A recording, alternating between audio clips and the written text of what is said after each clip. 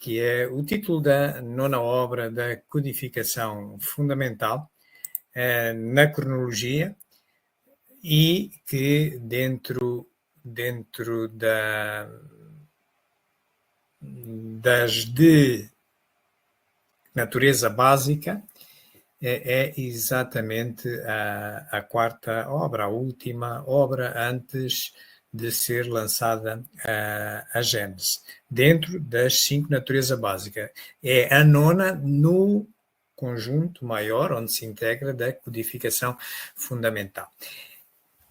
O título é sugestivo, veremos até Kardec como o vê, como o justifica. Tem a ver, digamos, com a justiça divina, como se processa.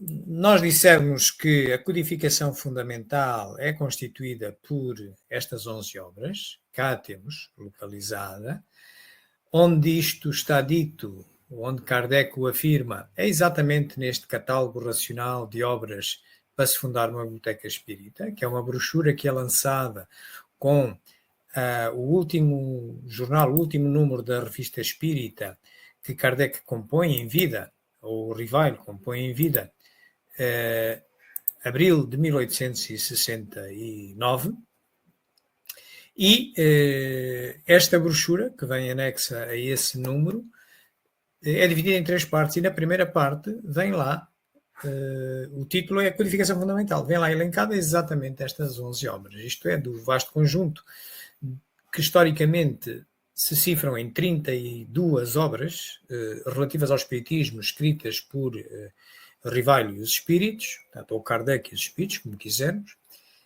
Ele escolhe e elege estas 11 e considera essas como sendo a fundamental. Sendo que temos aqui 3 distintos grupos, consoante a sua finalidade, umas obras de iniciação, que já temos feito aqui palestras sobre cada uma delas, as de natureza básica, onde se insere o céu e o inferno, que, como veem, é a quarta dentro das 5, e codificação fundamental, 3 obras, há aqui umas obras especializadas, também, natureza especializada, que é a Revista Espírita, Viagem Espírita 1862, os caracteres da Revelação Espírita. Por certo, estas caracteres da Revelação Espírita, a última na cronologia. O céu e o inferno está aqui simbolizado com um picolete amarelo, é a nona na cronologia destas e é a quarta dentro deste subgrupo de natureza básica. E depois, esta obra que nós hoje iremos estudar e que já é uma senhora com alguma idadezinha. Well, happy birthday to you. Happy birthday. There you go. To you. You. Está quase a fazer 158 anos. Vai fazê-lo já no próximo mês, em agosto. Portanto, tem os últimos dias de 157 que está a festejar, digamos assim, entre nós, e é com todo o gosto que a trazemos aqui hoje para refletirmos sobre ela, antes dela entrar nos 158 anos. Vamos, pois, refletir sobre ela nestas 3 habituais formas. Isto é, vamos começar por olhar para o porquê da obra, qual é que é a sua natureza, quando é que ela aparece, como se relacionam com as outras, quando e como a devemos estudar. Depois, numa segunda parte, vamos então às questões da publicação e da edição, das edições que houve, e vamos estabilizar na última edição, que é a quarta, e a partir daí transitamos para a terceira e última parte da nossa palestra, em que vamos pegar na quarta e última edição e vamos, digamos, saboreá-la. Vamos olhar para a sua constituição, vamos elencar aquilo que nos parece mais relevante. É uma espécie de um aperitivo, vamos servir um aperitivo para que depois os amigos possam tranquilamente, nas suas casas, no seu tempo, aprofundar para além daquilo que vamos falar sobre ela aqui. Comecemos, pois, pelo porquê. Vamos ver, Kardec vai dizendo isto. Vivemos, pensamos e operamos. Eis o que é positivo. E que morremos não é menos certo. Mas, deixando a terra, para onde vamos? Que seremos após a morte? Estaremos melhor ou pior?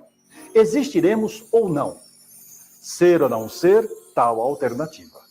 Para sempre ou para nunca mais? Ou tudo ou nada? Viveremos eternamente ou tudo se aniquilará de vez? É uma tese essa que se impõe. Todo homem experimenta a necessidade de viver, de gozar, de amar e ser feliz. Dizei ao moribundo que ele viverá ainda que sua hora é retardada. Dizei-lhe, sobretudo, que será mais feliz do que porventura tenha sido, e o seu coração rejubilará. Então, amigos, é para responder exatamente a estas perguntas que aqui foram elencadas que Kardec e os espíritos vêm a escrever esta obra. Portanto, é uma obra voltada para o porvir, voltada para o que se passa após a morte, voltada para tentar clarificar aquilo que era algo muito místico, da existência do céu, do inferno, do purgatório, enfim, coisas que se iam contando sem uma validade fundamentada, uma validade racional, uma validade científica, e Kardec aproveita exatamente o concurso dos espíritos e, utilizando o controle universal do ensino dos espíritos, escutando aqueles que tinham vivido e tinham transitado para o outro mundo, que nos falassem então como é que era esse céu, como é que era esse inferno, como é que era a vida para além da morte, e vai trazer-nos uma obra muito prática, uma obra com muitos exemplos dos quais nós podemos muito beneficiar.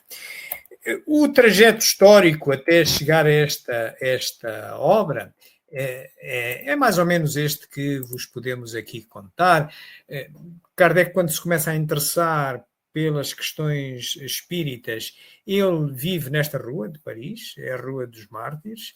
Ele vivia na porta número 8, que é aquela porta de cor violeta que vemos aqui ao centro. E a casa dele não dava aqui, para a rua. Esta porta dá para um corredor, esse corredor desemboca num pátio interno, e a casa de Kardec apenas tinha janelas para esse pátio interno. Portanto, ele não observava a rua de sua casa. Esta é uma fotografia atual de Paris, da Rua dos Mártires 8, que se situa aqui. Estão a ver neste mapa de Paris, vemos ali o número 6, situa-se ali. É uma Paris central. Nós estamos a ver aqui o Rio Sena, estamos a ver no meio do rio uma ilha, que é a ilha de Notre-Dame, e Kardec vivia ali entre 55 e 59. E é estando aqui que ele vai começar a compor a codificação fundamental, começando exatamente pelo Livro dos Espíritos e utilizando o controle universal do ensino dos espíritos. A mesma técnica laboratorial da ciência da observação espírita que ele usou para compor todas as obras, também o Evangelho segundo o Espiritismo. E isso é muito notável. O Evangelho não. O céu e o inferno, também o Evangelho, digamos, mas enganei-me aqui, queria falar do céu e inferno. Também o céu e o inferno, como todas as obras, o Evangelho, o Livro dos Médiuns, todas elas. E nós vamos verificar que na segunda parte, de exemplos, exatamente, ele demonstra exatamente essa situação. Portanto, ele logo no ano de 55, 56, 57, e ele vai começando a escutar espíritos através de médiuns que viviam nestas localizações que aqui vemos, estes círculos azuis, e do conjunto de respostas, aquelas que eram concordantes, ele fez uma série de perguntas, mais de 1000 perguntas, ele obteve 501 perguntas que eram concordantes. E dessas 501 perguntas, ele fez então a primeira edição do Livro dos Espíritos, que veio lançar aqui embaixo, onde temos ali um círculo verde, que é no Palais Royal, ou Palácio Royal, na Galeria de Orleans, exatamente este sítio que aqui vemos, que na altura de Kardec era como um centro comercial dos nossos dias. Estas colunas estavam ocupadas por casas comerciais, uma das quais era a Livraria de Antu, que se responsabilizou pelo lançamento da primeira edição do Livro dos Espíritos. Não existia esta fonte com estas esferas aqui. havia aqui um telhado por cima, e o primeiro dos 11 livros da codificação, das 11 obras da codificação, é lançada aqui. O Livro dos Espíritos, como vos dissemos, apenas com 501 perguntas e apenas 3 partes, quando hoje, na última edição, a 16ª, tem 4 partes e 1019 perguntas. Logo no início do ano seguinte, em 1858, Kardec, ainda vivendo aqui, na Rua dos Mártires 8, começa a lançar a segunda obra das 11 de codificação. Esta já de natureza especializada. Se é do Livro dos Espíritos, se é de natureza básica, tal qual o Céu e o Inferno que hoje vamos estudar, esta não, esta é de natureza especializada. Esta é a maior obra. Reparai que levou 136 meses a publicar esta obra, à razão de um fascículo por mês. Portanto, era um jornal, era um periódico que ele depois, ao final de cada ano, e para a conveniência dos estudantes de Espiritismo, ele encadernava os 11 jornais daquele ano e punha-lhes o ano em cima. Então, assim podemos encontrar 136 fascículos divididos por 12 volumes, sendo que o último volume, volumes anuais, digo eu, o último volume só, os 4 primeiros jornais, só os 4 primeiros números, pertencem à codificação fundamental, porque só esses são da autoria de Kardec e dos espíritos que com ele colaboraram. Os outros seguintes já foram feitos pelos seus sucessores, Amélie Boudet supervisando, e os seus sucessores. Portanto, esta é a segunda obra das 11. A terceira obra vem a ser uma obra de natureza distinta, é uma obra de iniciação, o que é o Espiritismo. Vem a ser lançada em 1859, também, por certo, em agosto de 1859. Temos a terceira obra. A obra seguinte, a quarta obra, já é lançada em 61. Em 1860 não há lançamento de nenhuma obra nova, assim é o lançamento da segunda edição do Livro dos Espíritos, mas em 61 é lançada o Livro dos Médiuns, que é a quarta na sequência das 11, é a segunda dentro daquele subconjunto de natureza básica, onde se vai integrar depois também o Céu e o Inferno. Portanto, é lançada neste mês. No ano seguinte, passando para o ano seguinte, em janeiro de 62, é lançada outra obra de iniciação, a segunda obra de iniciação, o Espiritismo na sua expressão mais simples, portanto, da mesma natureza que o que é o Espiritismo, tinha sido lançado em 58. Portanto, estamos na quinta obra, na quinta dentro das 11. Nesse mesmo ano, ele ele continua a fazer as suas viagens espíritas, que tinha começado no ano de 1860, e em 62 ele faz a maior delas. É esta que aqui está, tem este roteiro. Ele sai de Paris e volta a Paris, passando aqui por 20 cidades, faz 50 conferências. Estava há 5 anos depois de ter lançado o Livro dos Espíritos, estava a desenvolver-se o Espiritismo, e desta viagem, o seu relatório ele considera tão importante que ele lança a sexta obra dentro do conjunto das 11 da codificação, que é esta, Viagem Espírita 1862, que é da mesma natureza da Revista Espírita. Aliás, os relatórios das outras 6 viagens espíritas, nós encontramos todos na Revista Espírita. Mas esta era tão importante, por ser a maior, que ele considerou fundamental que aquelas ilações, aqueles comentários, aquelas conclusões que ele tirou viessem publicados numa obra autónoma. É uma obra essencial para quem dirige uma casa espírita, para quem participa num movimento espírita, seja nacional ou internacional, ou só, de facto, a nível local. Portanto, temos a sexta obra, estamos no ano de 1862. Em 64, vai ser um ano outra vez tão profícuo quanto o de 62. Vão ser lançadas mais 2 obras. E, por sinal, no mesmo mês, em abril de 64, começa por ser lançada a imitação do Evangelho segundo o Espiritismo, que vai ser dar lugar ao Evangelho segundo o Espiritismo. É a mesma obra, cá é o nome, no ano seguinte, em 65, quando é lançado O Céu e o Inferno, o nome também se altera desta obra. Portanto, mas temos aqui a 7ª obra. Esta é da mesma natureza que o Livro dos Médiuns, o Livro dos Espíritos e também O Céu e o Inferno, que é que se lhe seguirá.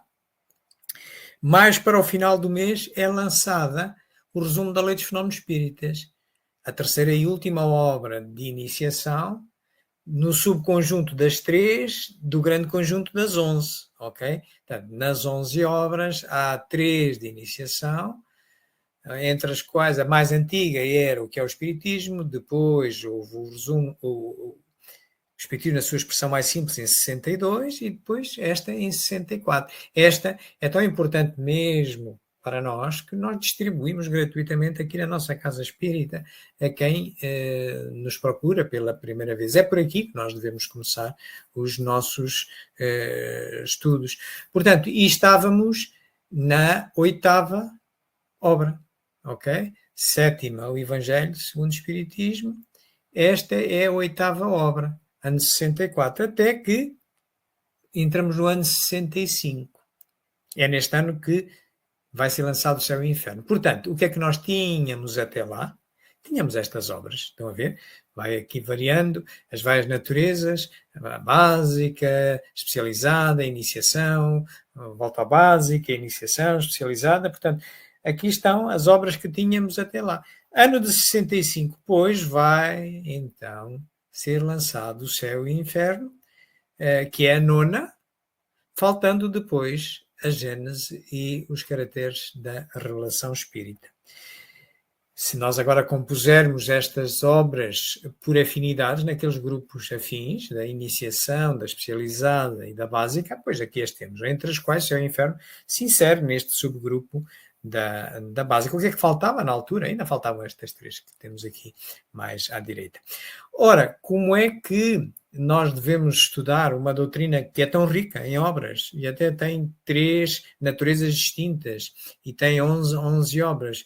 Bom, fácil é de entender que se há obras de iniciação, e são 3, não são uma, são 3, depois é pelas de iniciação que nós devemos começar. Mas porque são 3 e não é apenas uma, já poderemos perguntar, bom, mas por qual delas começamos? Também a lógica nos diz que devemos começar da mais recente para a mais antiga, porque qualquer autor escrevendo sobre o mesmo assunto reflete uma ideia mais amadurecida numa obra mais moderna, que publique mais tarde. Tem ideias mais esclarecidas que na primeira. Por isso nós devemos ir da mais recente para a mais antiga, destas 3. E, por outro lado, da mais simples para a mais completa. Isso resulta da lei do menor esforço, que nos abrange a todos nós. Quem dentre nós, tendo um pequeno volume com 20 páginas, outro com 30 e outro com 200, quem é que vai começar com 200? Não, vamos começar com 20, a ver se depois me agrada e vou por aí adiante. Ora, colocando estes 2 critérios sobre as 3 obras, dá exatamente esta sequência. Começar pelo resumo da Lei dos Fenómenos Espíritas, que é a tal obra que nós oferecemos gratuitamente aqui às pessoas que nos procuram na nossa Casa Espírita, em termos físicos, quando aqui venham. Depois passar para o Espiritismo na sua expressão mais simples e depois para o que é o Espiritismo. Isto, digamos que é o AIOU ou o ABC deste idioma do Espiritismo. Então, depois de conhecendo as bases do Espiritismo, termos de iniciar o Espiritismo, então estamos em condições de prosseguir os nossos estudos. E Kardec, na 4ª obra, no Livro dos Médiuns, na primeira parte, no capítulo 3º, que é do método, fala do método, instruções preliminares, é como se designa a primeira parte do Livro dos Médiuns, e depois tem vários capítulos. E no 3º diz assim, do método. E termina esse capítulo o método de estudar, quando só havia ainda 4 obras, ok?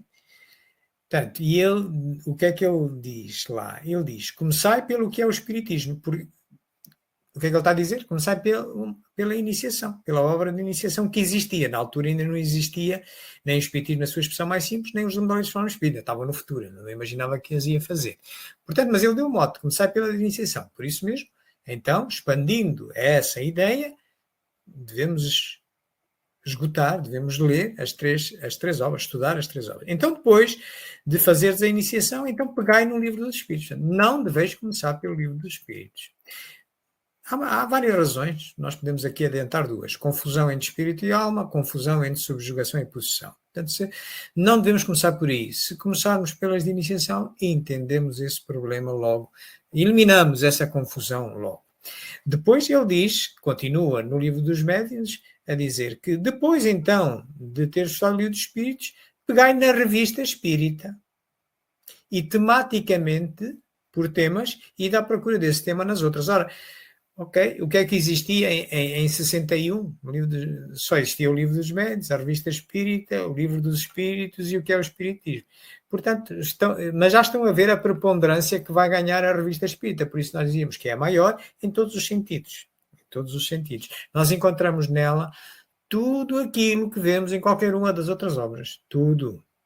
Mais coisas ainda, e vemos aquilo que é condensado depois nas outras 10 obras, vemos na revista Espírita ser tratado com muito detalhe. Portanto, daí resultar esta sugestão de estudo baseada na ideia pedagógica de Rivat, de Kardec. Portanto, depois do livro dos Espíritos, então, tematicamente, pegar na revista Espírita, ir andando. Assim como pegamos na revista Espírita, vemos um determinado tema sobre o céu, sobre o inferno, sobre o passamento, sobre o que se passa na outra vida, e podemos encontrar muitas coisas exatamente no céu e inferno. Portanto, a forma como se relacionam as obras todas, como se relaciona também o céu e o inferno no meio delas todas.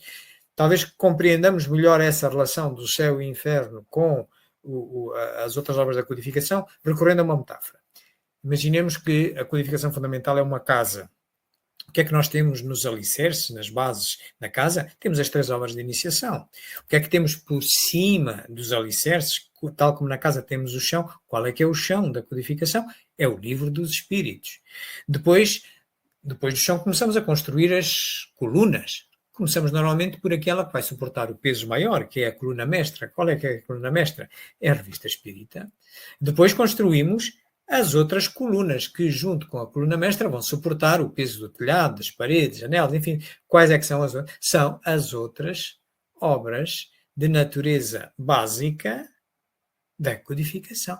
E porquê?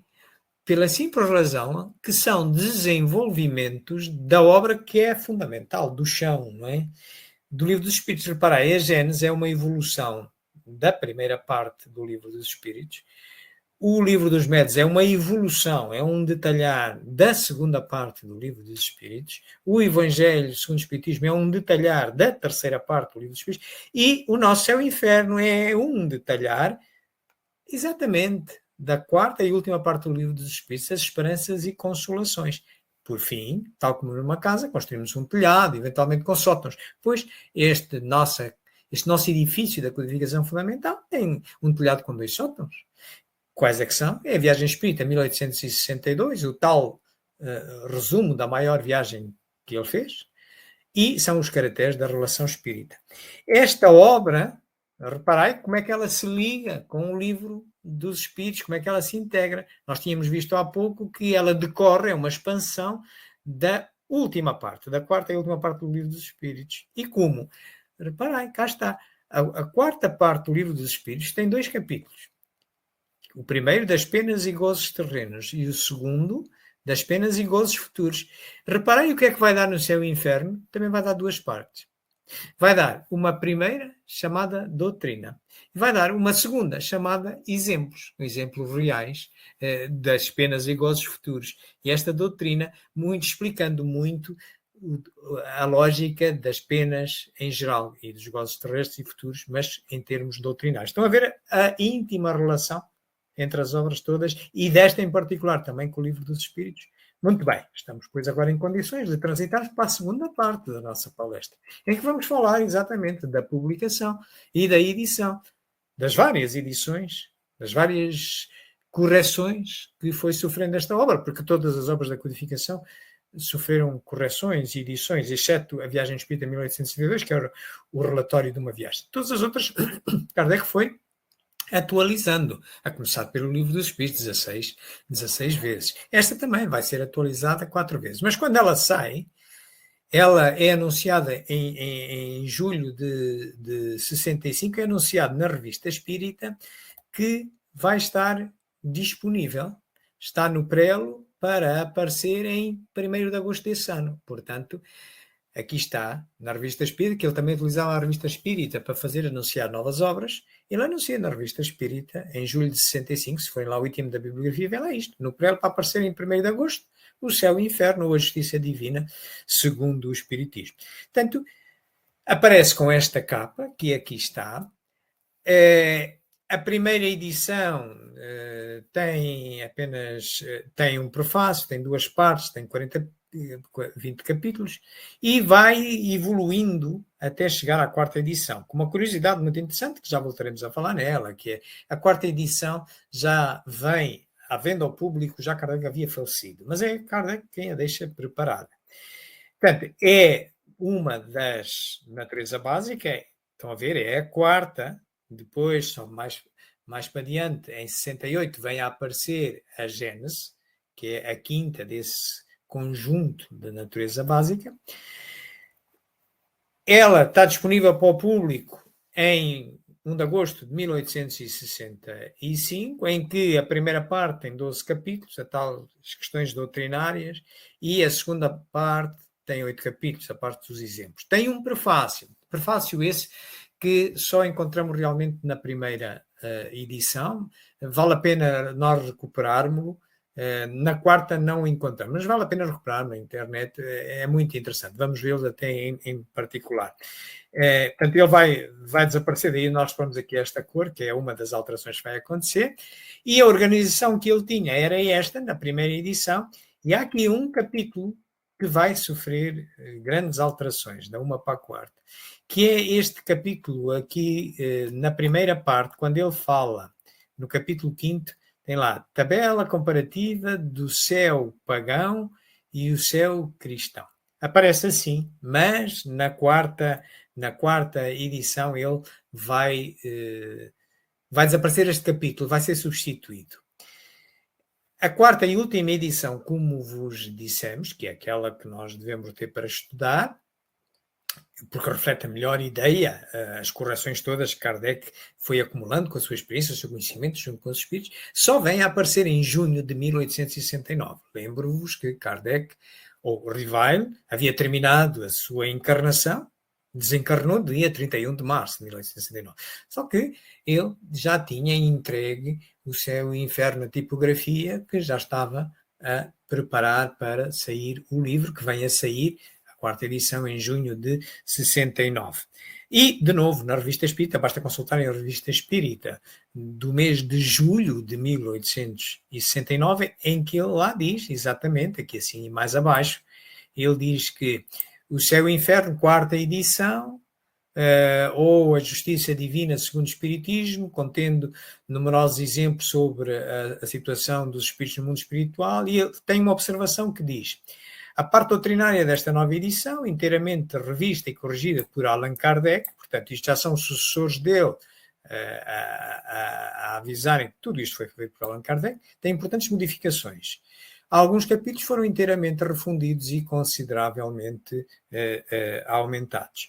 E realmente os capítulos que sofrem maior alteração é aquele 5º capítulo que eu vos tinha falado. Portanto, o prefácio desaparece na 4ª edição, mas vale a pena ir buscá-lo porque fala do objetivo da obra, não se sabe bem porque é que Kardec deixou de o incluir na 4ª edição, porque não tem nada especial, tem a dizer o que é o objetivo da obra e que a torna mais completa. Mas as alterações, cá está, reparei, de 20 capítulos com que tinha nascido a primeira edição, agora só há 19. É encurtado um capítulo, ok? E é encurtado exatamente na parte primeira. Reparem, aquela 5ª, estava capítulo 5º, né? A tabela comparativa do inferno pagão e inferno cristão. O que é que vai aqui acontecer? Vai dar origem a isto. O 5º vai passar a ser o que era o sexto, que era o purgatório. E então, é um melhor arranjo, estão a ver, o capítulo 4, se consultarem o capítulo 4 hoje do Céu e Inferno, vem tudo que tem a ver com o inferno. Deixou de estar lá o inferno pagão e o inferno cristão, e vem aquilo traduzido numa tabela. Essa divisão vem a tabela do inferno pagão e a tabela do inferno cristão. Portanto, ele dá um melhor arranjo. Fala de tudo o que é inferno neste quarto capítulo. Portanto, era o quinto, passa a ser o quarto, subcapítulos, daí se ter poupado, digamos, um capítulo daqueles 12 que passam a 11, que no cômputo geral, mantendo-se os 8 da segunda parte, que são os exemplos, dá em 19 capítulos. Portanto, cá está, ele vem a ser lançado já em junho de 1869, na Livraria Espírita, que já era noutro local de França, na passagem de Santana, era aqui neste local. E é lançada aqui, cá está a capa dela, tanto após já Kardec ter falecido, ele deixa tudo pronto, é a gráfica a produzir e sai. Esta é a Rua de Lille 7, é esta, como se chama esta rua. Sai com 2 partes e 19 capítulos. E esta a quarta e última edição que nós devemos procurar para estudar aqui em Portugal, numa capa física, patrocinada pela Federação Espírita Portuguesa, tem esta capa, mas nós podemos encontrar todas estas obras na internet e descarregá-las gratuitamente, estão todas livres de direitos, mas aqui está uma capa física. Portanto, é esta quarta e última edição que nós agora, então, na nossa terceira e última parte da nossa palestra, vamos olhar para ela, uma espécie de um aperitivo, olhar como é que ela é constituída, o que é que tem cada uma das partes, olhar para aquilo que nos parece importante, por forma a que depois os amigos possam, eventualmente, se estiverem interessados, aprofundar o estudo. Ora, como vos dissemos, o prefácio não existe na quarta edição.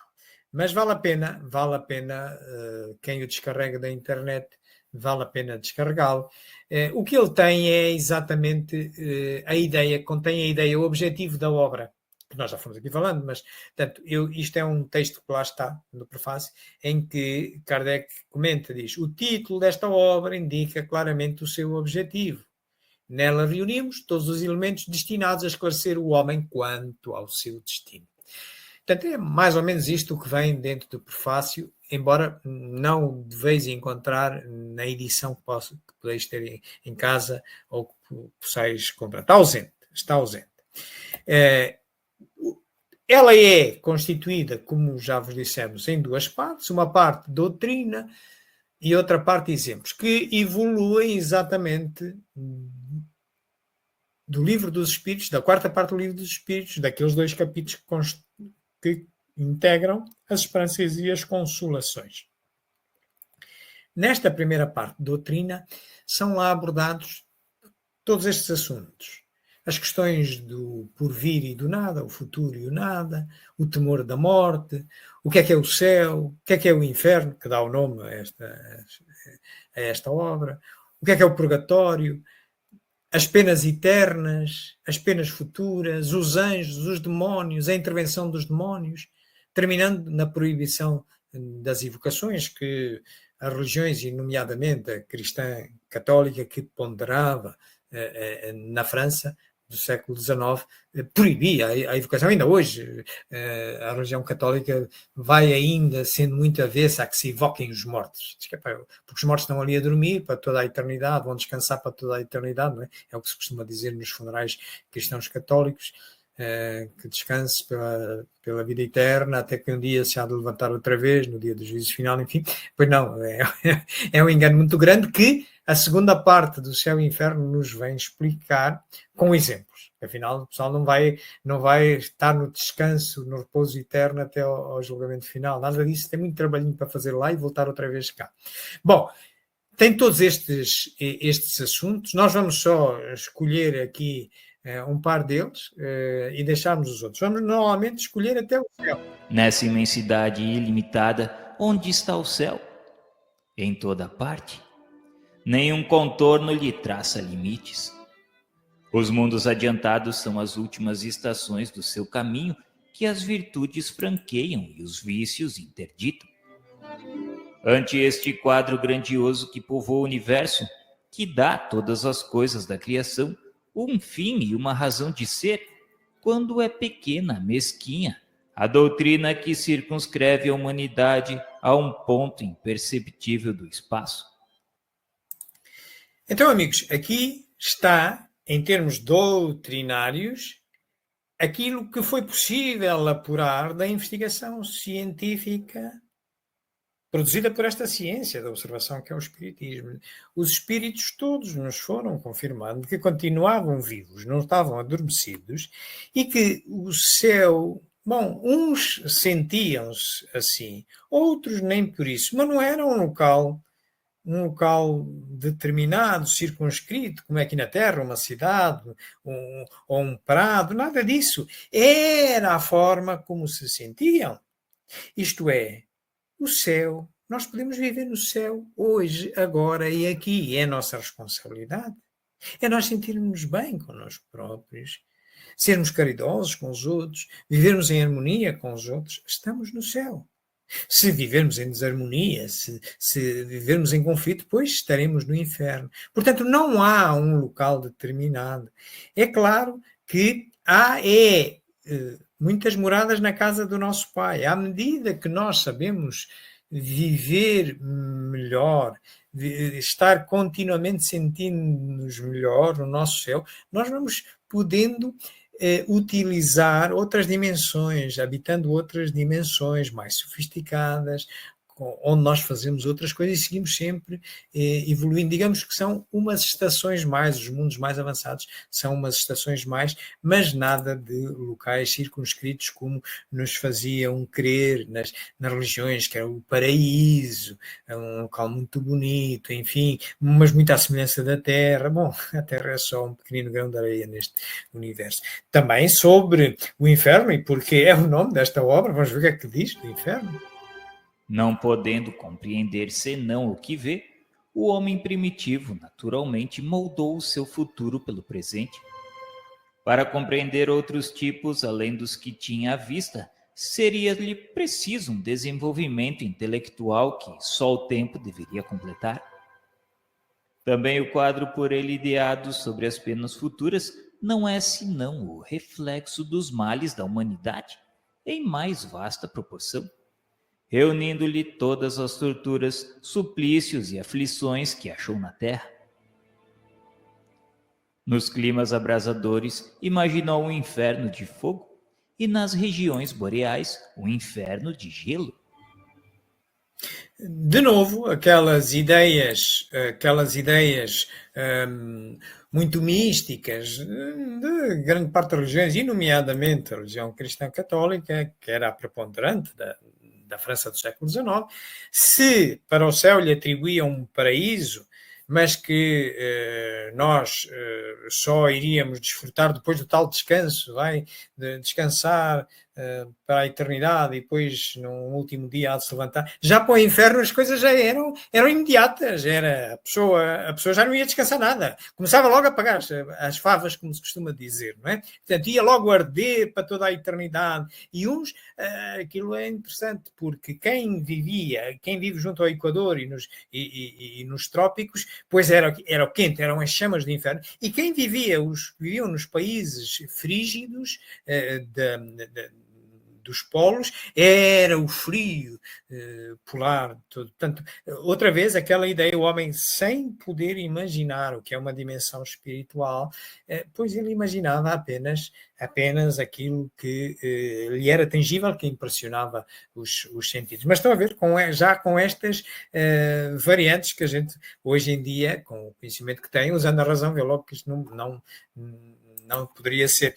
Bom, depois tem ali as questões do purgatório, que é um intermédio, mas que vem do negócio muito grande das indulgências plenárias. E depois tem ali 2 capítulos, nós vamos ver um deles, sobre as penas eternas, porque era muito ameaçado. Aqueles que defendem o inferno as doutrinas espiritualistas do inferno, estas penas eternas, cuidado. Vamos lá racionalmente escutar o que é que Kardec e os espíritos nos ensinam sobre isso. O dogma da eternidade absoluta das penas é, portanto, incompatível com o progresso das almas, ao qual opõe uma barreira insuperável. Esses dois princípios destroem-se e a condição indeclinável da existência de um é o aniquilamento do outro. A lei do progresso é evidente. É um fato corroborado pela experiência. É uma lei da natureza. Se o dogma das penas eternas existisse verdadeiramente, Santo Agostinho, São Paulo e tantos outros jamais teriam visto o céu, caso morressem antes de realizar o progresso que lhes trouxe a conversão. Então, amigos, é tão simples de perceber quanto perguntar-nos realmente. Para aqueles que acreditam em santos, ou considerando Jesus como um ser muito avançado, não era possível. Não era possível eles estarem nos níveis que se possam considerar o céu. E por que não? Porque, amigos, os homens todos erram.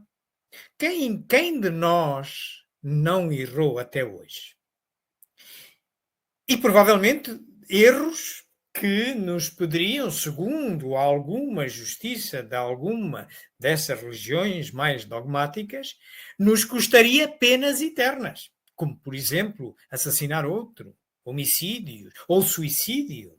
Ok? Então, como nós, porque não nascemos perfeitos, mas nos vamos perfeiçoando, então quer dizer, ao primeiro grave erro, nós ficaríamos eternamente a penar.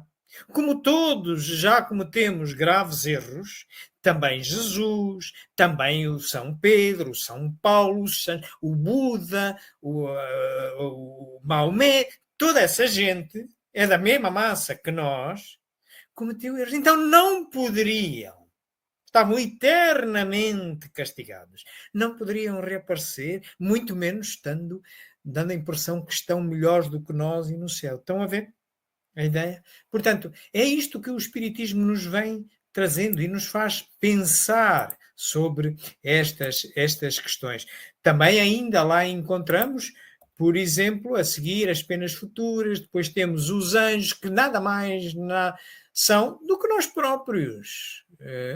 Nós fomos todos criados simples e iguais, senão não se cumpria a lei moral da justiça, o amor e da caridade, na parte da justiça, ou a lei moral da igualdade. Nós fomos criados simples e iguais e cada um vai progredindo. Claro, nós vemos quem está mais avançado, porque é que na religião cristã católica chamam a uns seres de santos, que são, digamos, os anjos, são mais avançados, mas eles não foram, Deus não lhe deu nada de especial, Deus não os criou especiais, não lhes deu nenhum favor.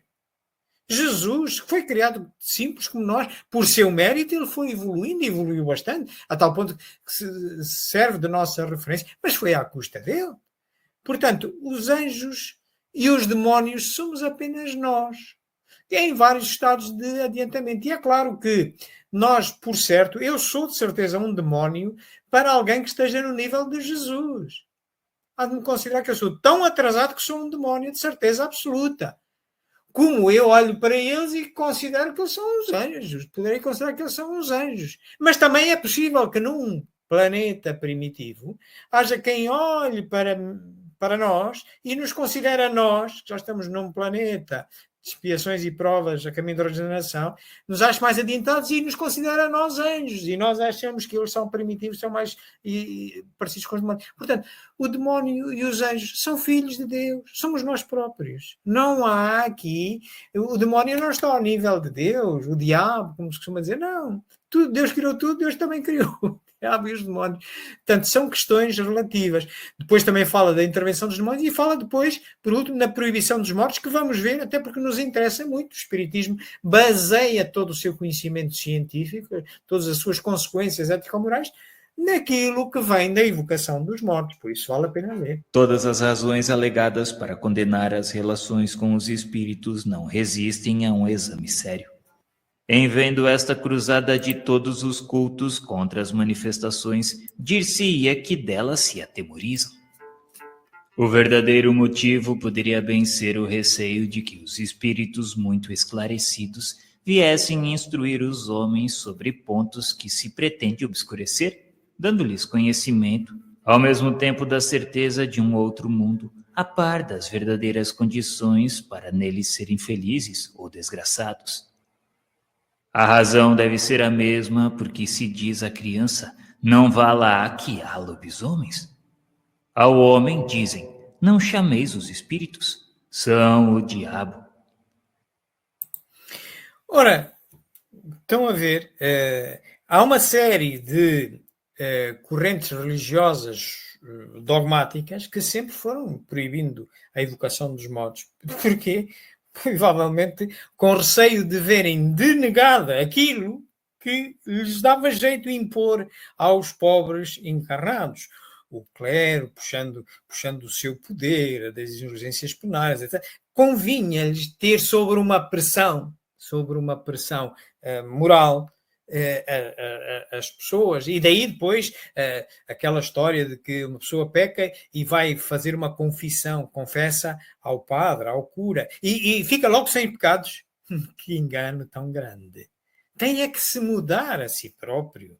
Não é por ir confessar ao padre e depois fazer uma penitência que vai ser lavado dos pecados e já pode tornar outra vez a pecar da mesma maneira. Não, não é nada disso. Mas, claro, dá jeito ter isto. Dava jeito ao poder que as correntes doutrinárias dogmáticas, nomeadamente as religiões, tinham. Dá poder isso.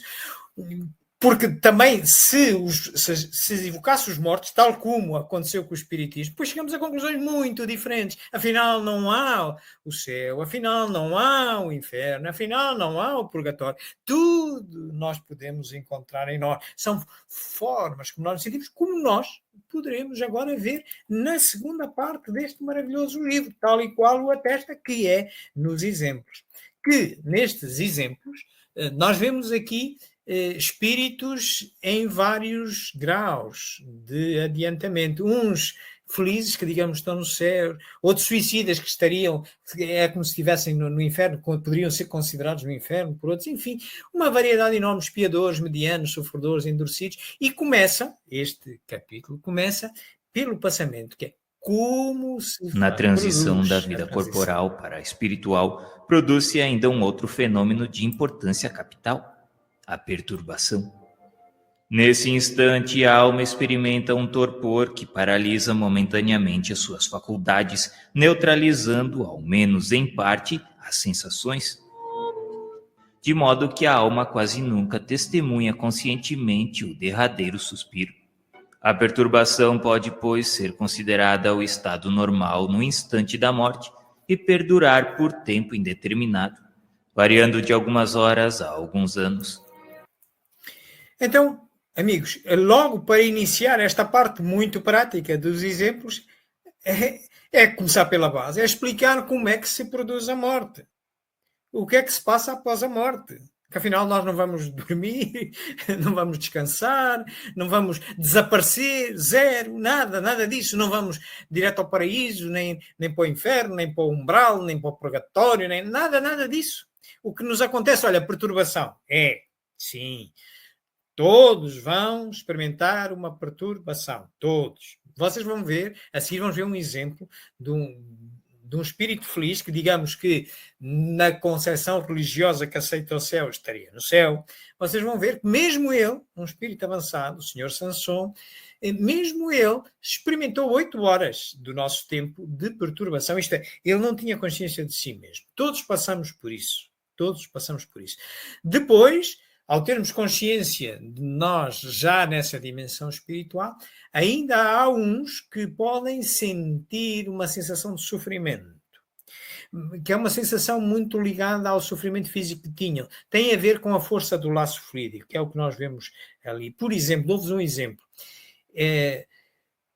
Um jovem com muito fluido vital no seu corpo, que morra de um atropelamento súbito, ou um militar que leva um tiro, rebenta uma granada ao pé dele, portanto está com muito fluido vital ainda no seu corpo, é natural que demore um pouco mais a perder essas sensações do que aquele que, numa doença alongada, terminal, há muito tempo acamado num hospital, já tem períodos que parece estar ali todo dia descansando, de vez em quando abre os olhos, fala com os familiares, já nos conta que às vezes está por cima e vê tudo, conta uns sonhos. Portanto, aquilo dá-se uma quebra muito fácil. Já não tem esse tipo de sofrimento. Também, por exemplo, aquele que se mata, como iremos ver aqui um suicida, como ele sente esse sofrimento, parece que ainda está a sentir o corpo. Portanto, tudo isso, nós passamos por essa perturbação. Que perturbação mental, sim, a todos, independentemente do nosso estado, até ao momento em que nos damos conta que estamos mortos. E é saber, estou morto, é diferente. Movo a mão e a minha mão já passa pelo corpo daqueles que estão no meu funeral, por exemplo, ou dos meus amigos. Mas coisa rara a eles. Eu vejo e eles não me veem, ok? Muito bem. Portanto, a partir daí temos, e quem tenha algum conhecimento de correntes espiritualistas, espera aí, já estou noutra dimensão, já morri. Depois pode haver aqueles que ainda sentem, durante algum tempo, como se ainda tivessem o corpo, tal qual o amputado, que ainda sente a perna que já não tem. Pronto. Claro que tudo isso é ultrapassável com o conhecimento que a gente tem, que nos vem pela lei moral do progresso. A lei moral do progresso estabelece que o conhecimento tem duas fases. Tem um progresso intelectual e depois tem um progresso moral. Com o progresso intelectual, nós podemos, quem estuda espiritismo ou quem estuda, por exemplo, física quântica, reconhecer que existem outros universos e outras dimensões do nosso universo. Enfim, facilmente se dará conta que já está noutra dimensão. Já não tem corpo, já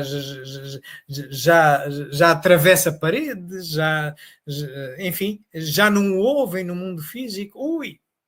Quem ouviu falar destas coisas, que estudou espiritismo, já estou noutra dimensão. Isso, ok, progresso intelectual. Deu-nos, torna-nos a deixar num estado de consciência de nós mesmos, ok? Agora, o progresso que se faz a seguir é o progresso moral, que é, o que é que correu mal aqui, ou menos bem nesta última encarnação, que até me trouxe um sofrimento ainda, parecia que ainda tinha corpo e tal, por exemplo, se me suicidei, se cometi um crime, se fui muito ligado à matéria, enfim. E em vez de estar a dormir, como dizem algumas correntes religiosas, a gente vai estudar, vai fazer uma revisão daquilo que fizemos, assessorado pelos nossos mentores espirituais, pelos nossos mestres, e vamos estudar, continuar a estudar, aprender o que é bem.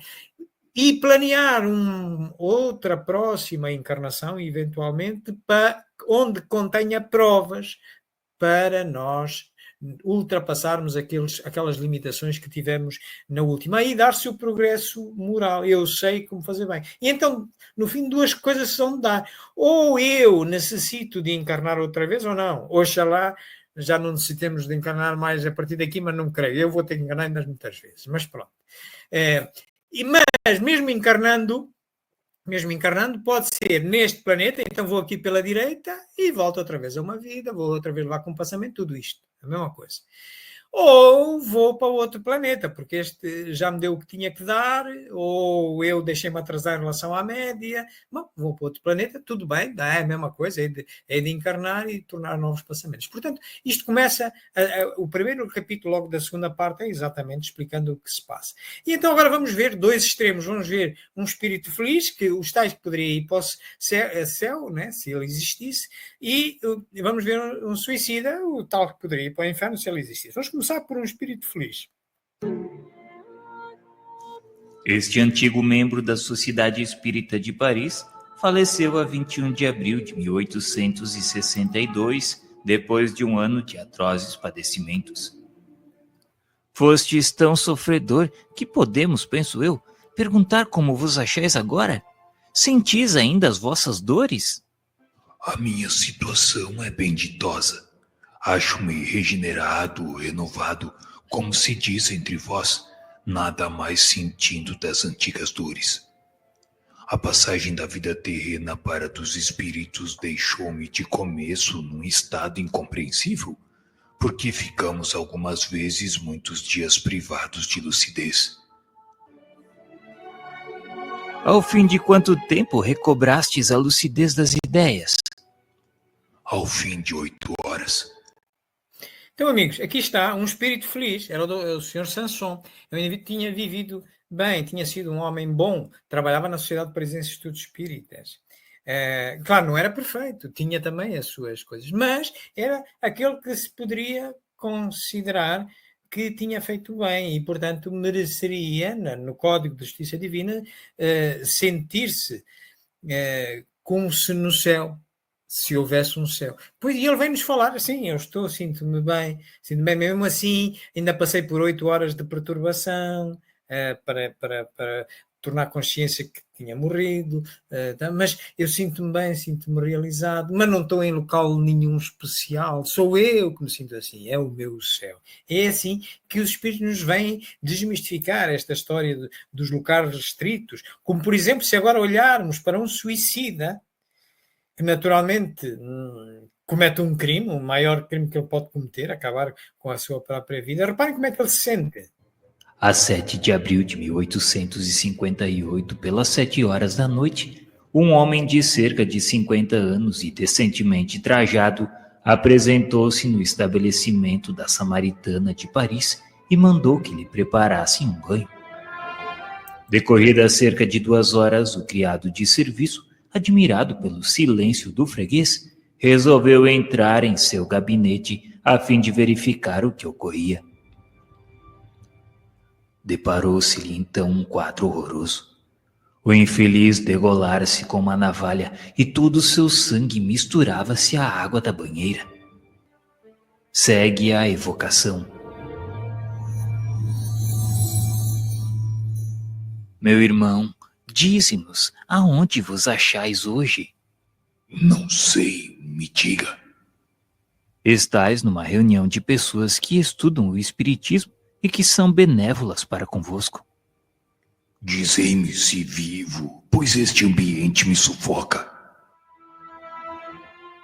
Quem vos impeliu a vir aqui? Sinto-me aliviado. E qual o motivo que vos arrastou ao suicídio? Morto? Eu? Não, eu habito meu corpo. Não sabeis como sofro, sufoco-me. Oxalá, eu gostaria que uma mão compassiva pudesse me aniquilar de uma vez por todas. Estou abandonado.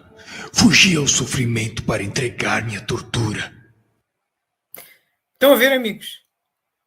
Qual inferno? Ele nem sabia onde é que estava. Dizei-me vós onde é que eu estou.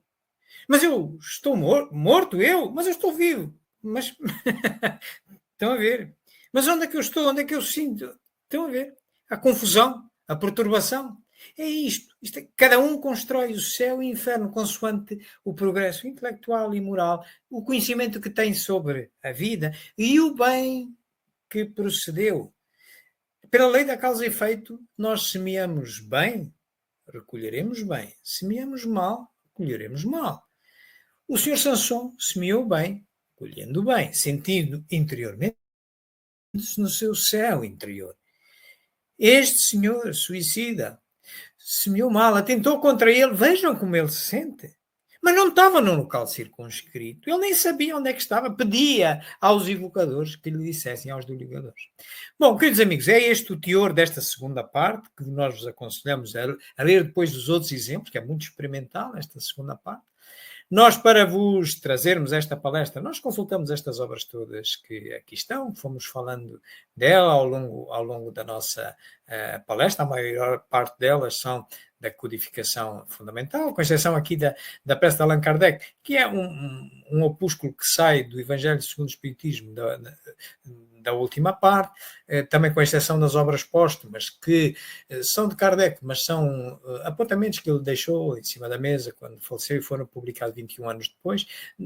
É importante para lermos, percebermos alguma dúvida que possa haver e coisas em que ele estava a trabalhar que não considerou amadurecidas o suficiente para colocar nas outras 11 obras da codificação fundamental. Uma biografia de Kardec, o nosso livro Pensamento Sistémico e Espiritismo, em que também fazemos notar estas questões. Uma coisa é a realidade, outra coisa é a verdade, é a versão com que nós vemos aquela a realidade. Depois há os que julgam que a gente depois da morte vai dormir, há os que julgam que não, e há os que afirmam que não mesmo, que vêm de lá porque não estão a dormir e vêm falar, tal como o suicida ou o Sr. Sansão. Nenhum deles estava a dormir, nenhum estava a descansar na vida eterna. Estão a ver?